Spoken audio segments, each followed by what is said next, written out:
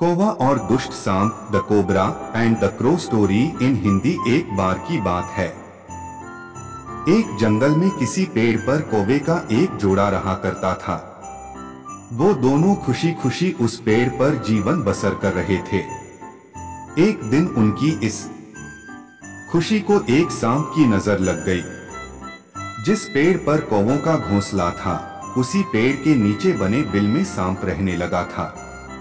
जब भी कौवों का जोड़ा दाना चुगने के लिए जाता, सांप उनके अंडों को खा जाता था और जब वो वापस आते तो उन्हें घोंसला खाली मिलता था, लेकिन उन्हें पता नहीं चल पा रहा था कि अंडे कौन ले जाता है। इस प्रकार से कई दिन निकल गए। एक दिन कौवे का जोड़ा दाना चुगकर जल्दी आ गया तो उन्होंने देखा कि उनके अंडों को बिल में रहने वाला एक सांप खा रहा है। इसके बाद उन्होंने पेड़ पर किसी ऊंचे स्थान पर छुपकर अपना घोंसला बना लिया।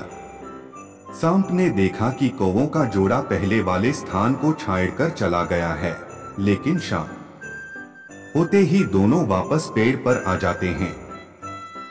Report add. इस प्रकार कई दिन निकल गए। कौवा के अंडों में से बच्चे निकल आए और वो बड़े होने लगे। एक दिन सांप को उनके नए घोंसले का पता चल गया और वह कौवों के जाने का इंतजार करने लगा। जैसे कौवे घोंसला छोड़कर गए, सांप उनके घोंसले की ओर बढ़ने लगा, लेकिन किसी कारण से कौवों का जोड़ा वापस पेड़ की ओर लौटने लगा। उन्होंने दूर से ही सांप को उनके घोंसले की ओर जाता देख लिया और जल्दी से वहां पहुंचकर अपने बच्चों को पेड़ की ओट में छुपा दिया। सांप ने देखा कि घोंसला खाली है तो वह कौवों की चाल समझ गया और वापस बिल में जाकर सही मौके का इंतजार करने लगा। इसी बीच कौवे ने सांप से पीछा छुड़ाने के लिए एक योजना बनाई। कौवा उड़कर जंगल के बाहर बने एक राज्य में चला गया। वहां एक सुंदर महल था। महल में राजकुमारी अपनी सहेलियों के साथ खेल रही थी।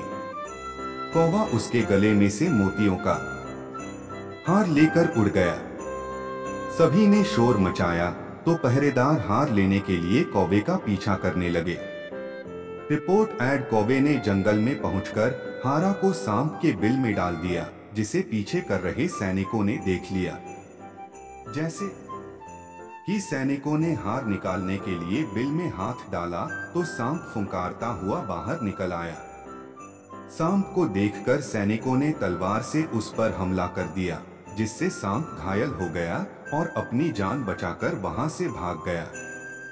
सांप के जाने के बाद कौवा अपने परिवार के साथ खुशी खुशी रहने लगा। कहानी से सीख। हमें इस कहानी से यह सीख मिलती है कि कभी भी निर्बल का फायदा नहीं उठाना चाहिए। साथ ही मुसीबत में समझदारी से काम लेना चाहिए।